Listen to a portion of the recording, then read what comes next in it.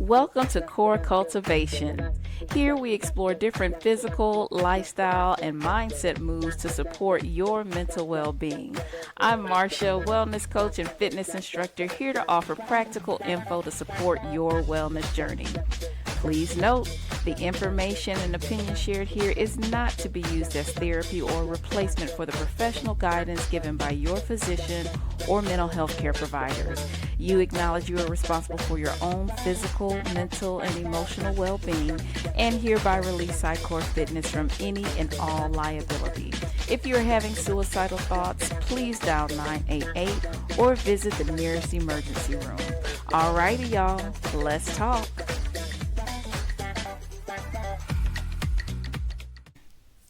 Happy New Year. Good to see you. Thank you so much for taking the time to hang out and join me. So, I hope your holidays were good to you, treated you well. I am going to be honest, mine were a bit of a blur. They were different this past year, different things going on. But I will say, participating and doing my Hinge for the Holidays challenge did do what it's supposed to do, and it helped to keep me grounded, helped to keep me centered, and helped to keep me more intentional about my self-care in the midst of all of the holiday kind of hustle and bustle and chaos that was going on. So while the holidays were a blur and kind of different, they weren't bad. It was just different circumstances, different things going on. And again, had I not taken those extra steps to be intentional about my self-care, it could have very easily gone left and just been bad. But it was not. So thank you to me for doing my challenge. Okay, I guess. But anyway, again, I hope your holidays were great and happy new year to you. So it's the beginning of the year. This is the time when we're talking about making changes and doing things differently. So of course I want to come on and talk a little bit about that, as well as how to make change and just the overall concept of change. So for starters, I want to challenge you to think about external versus internal change. So if you think about, I want you to kind of take a second and think back. Maybe you're looking over the past year, maybe it's a shorter time period. But without stressing yourself out or, triggering yourself into a bad place, think about, try to bring to mind something, some situation, some circumstance, whether it is a work situation, relationship, maybe it is a lifestyle or healthy lifestyle habit or situations that you've not been able to kind of manage or control. And I just want you to think about how much work, effort, energy, bandwidth, time, whatever you want to choose to plug into that space that you have been putting into trying to change that situation, trying to change that person, trying to get that person to do what it is that you want or need them to do, trying to get that work situation changed, trying to maybe implement or suggest new ideas, trying to change how the workflow might happen, give information and educate, trying to change that situation. Maybe you're trying to change how the household is managed and the way that it's running and organized. You just feel like everything's out of control between the family members, the kids, the loved ones. Like it all just feels like it's spinning out of control. Whatever situation it might be, try to bring that to mind and think about again all the energy, all the effort, all the time that you have been putting in trying to change it, change that thing, change those circumstances, change that situation. So much so that you might feel like you're spinning your wheels. Maybe you're like a car up on blocks just trying to get this thing changed. And so that brings me to the topic of today, which is your situation is not going to change. I shouldn't be laughing. But if you feel like you have been spinning your wheels, working, burning, like turning, working on all these different things, trying to change that person, change that situation, you come through the front door, you came around the back door, you coming through the window, the chimney, trying to see how you can come in through the basement. Maybe you're looking at the crawl space, like I don't know, but you have tried to work that thing every angle that you feel you know how to. And my question to you is, how much have you been trying to change it, them, they, that versus yourself? Because at some point, if you haven't already gotten there, you probably come to realize that situation is not going to change, but you can. Essentially, you might have to be the one to do things differently to make some changes. And not saying that the change is going to be easy, but that might be where you have to start shifting some of your thinking, especially if you feel like you have been spinning your wheels and just wasting a lot of energy on trying to get that external situation changed versus shifting the focus inward where you have more control over you, your behavior, your thinking, and how you respond. That might be time better spent trying to focus on how you can change versus trying to change that situation. So that's my first challenge to you. How much have you been trying to change the situation versus focusing on internal change and changing your own perspective, your own approach about the situation? Typically our stress, most of our stress comes from the things that we can't control, trying to control those things that we can't. And once we can get to a place where we recognize we don't have any control over that thing and we might be wasting our energy, that's when we can feel less stressed and maybe a little bit more in control because we're focusing our energy and our efforts on our own personal behaviors and our own personal world. So that's our first area. Shifting from trying to change that external situation to changing yourself. And this really just brings me into core work. We're always going to touch on core work at some point, but looking at core work, and this is where we look at really the first value, which is commitment.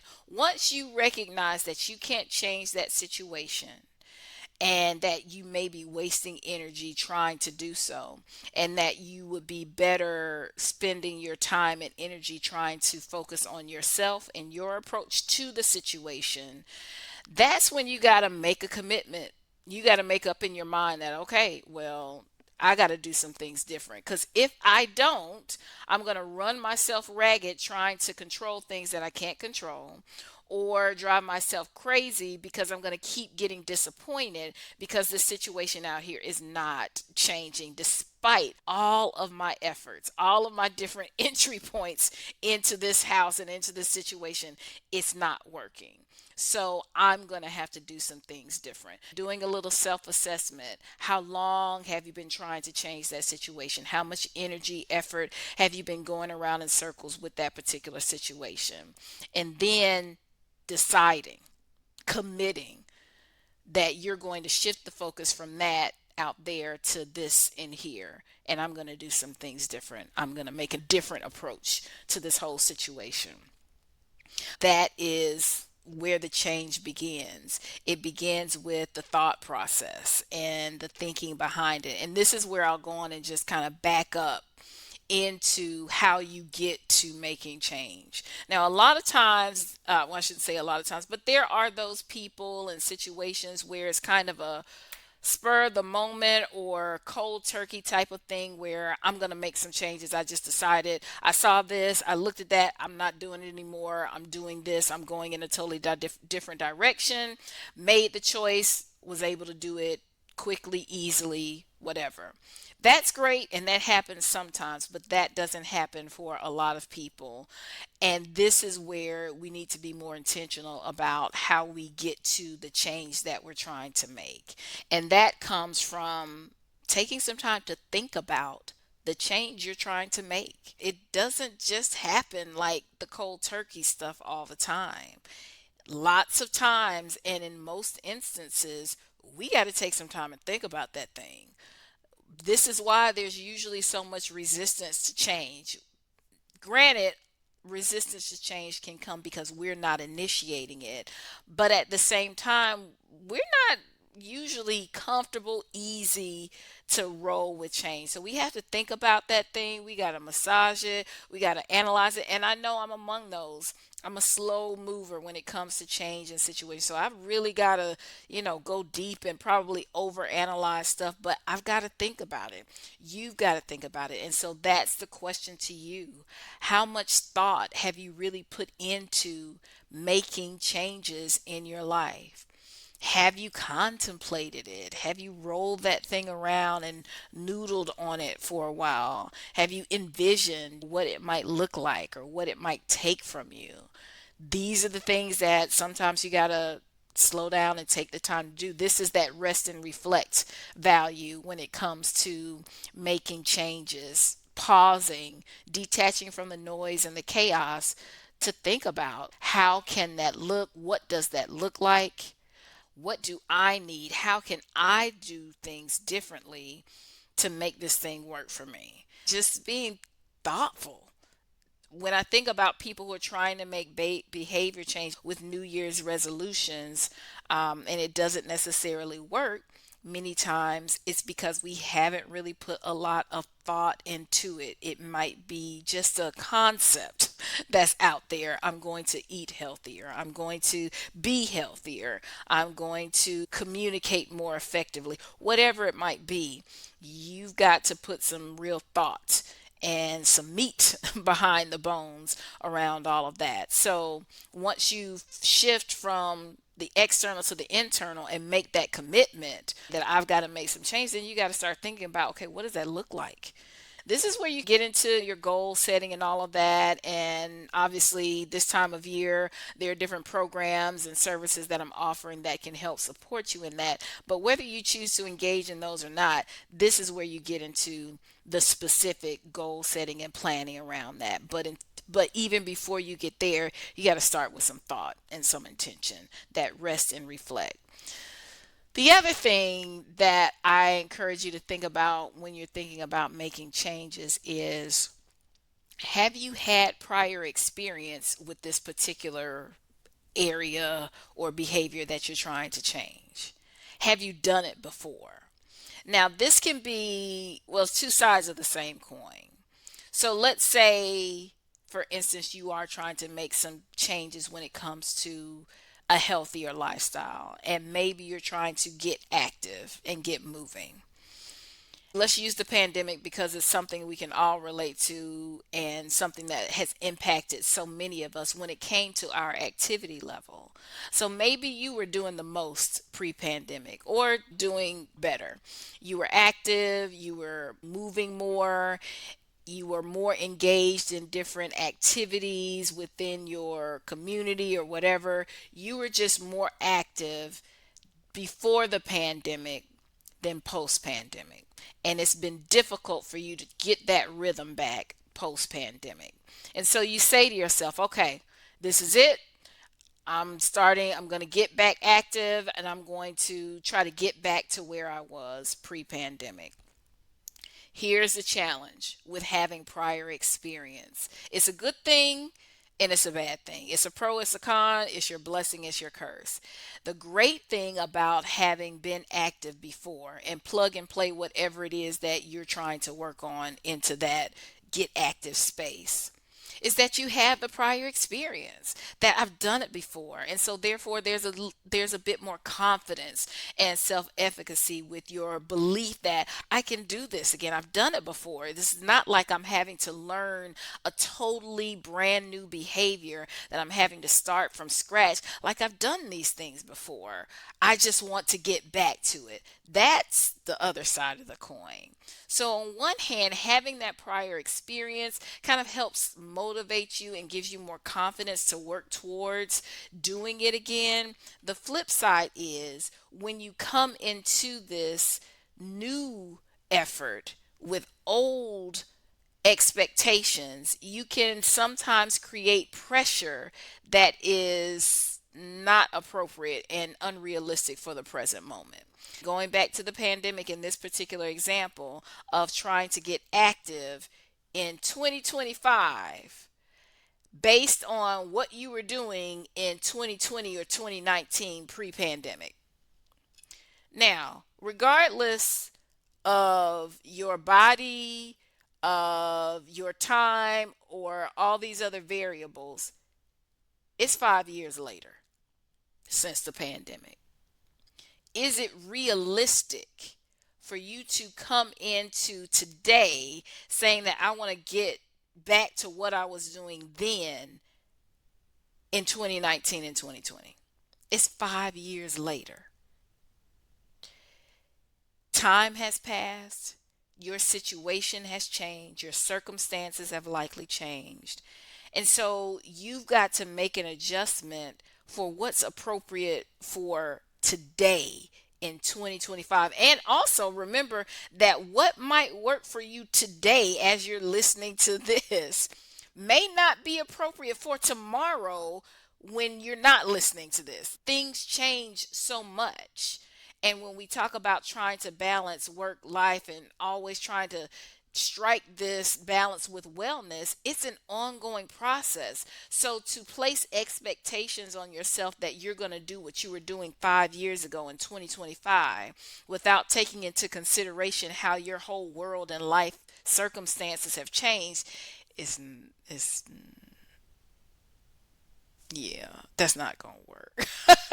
You are going to have to make a different approach. Now, this is not saying that you can't get there, but you need to be realistic about where you're starting.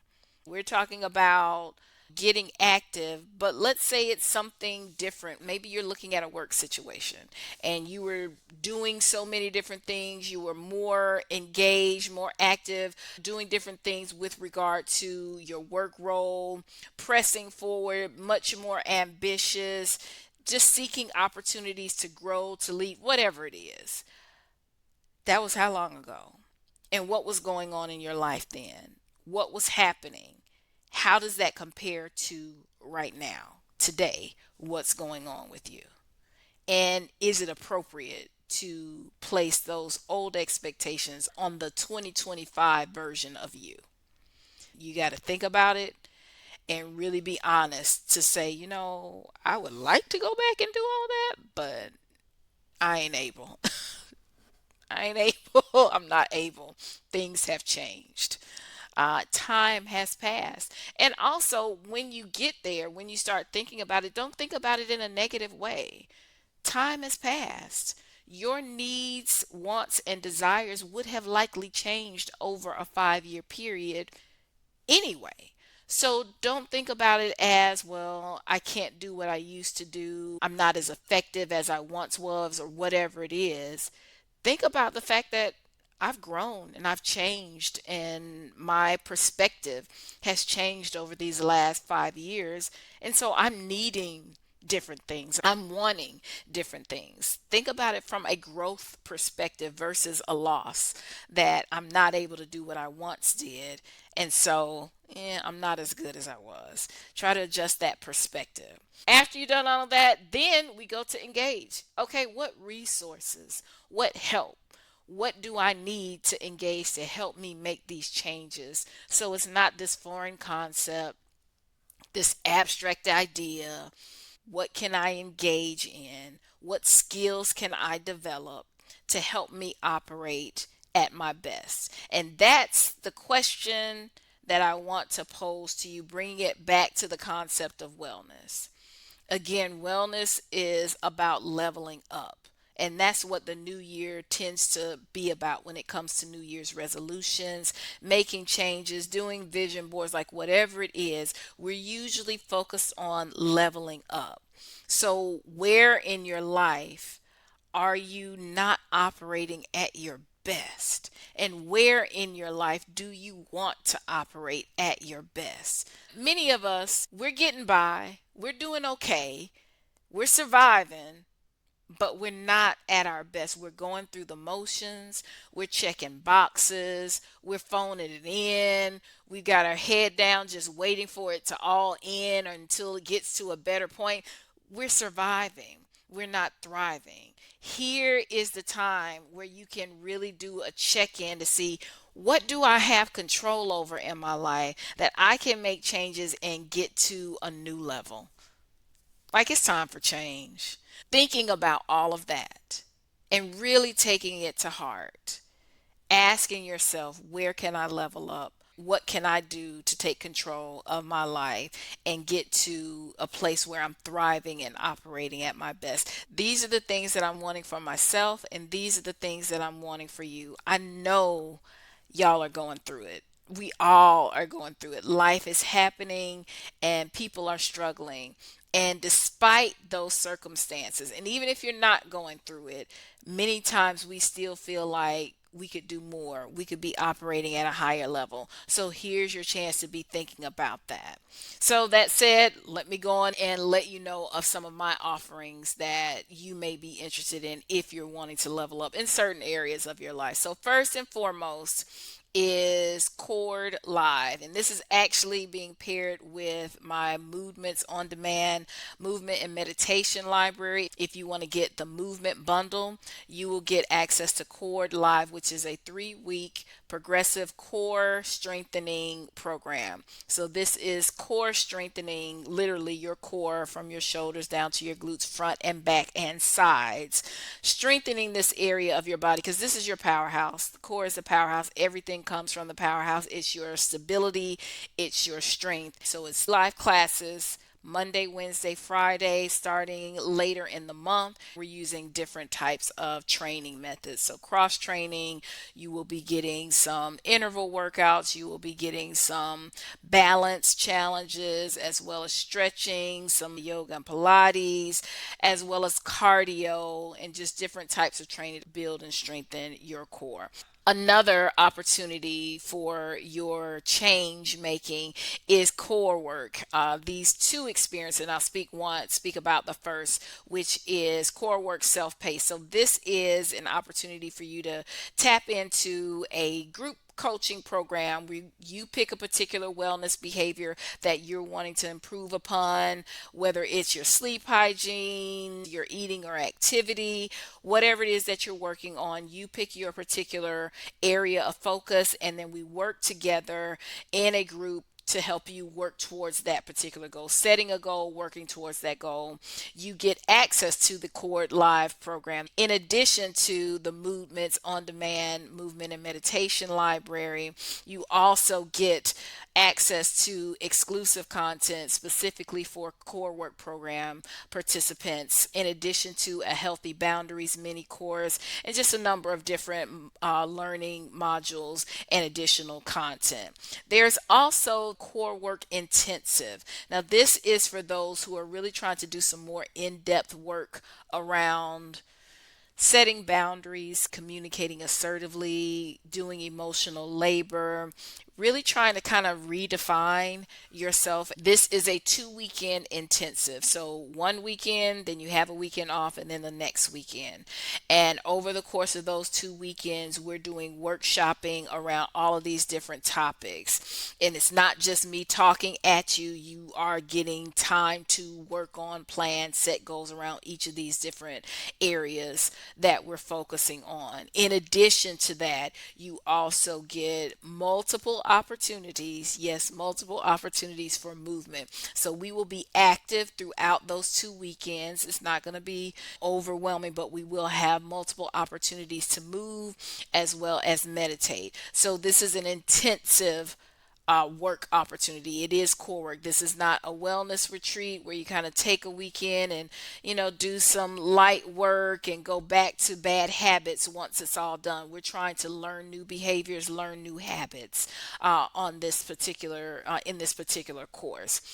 With core work, you also get access to Cord Live, the 3 week strengthening program, as well as Movements on Demand movement and meditation library. The difference here, you get the bonus content and the exclusive content that only comes with core work. In addition, you get the Healthy Boundaries course and just a number of other bonuses that are going to be thrown in there throughout the period. So you'll want to go to the website, sitecorefit.com, and check out each of these offerings because enrollment is going on now, and The deadlines are fast approaching.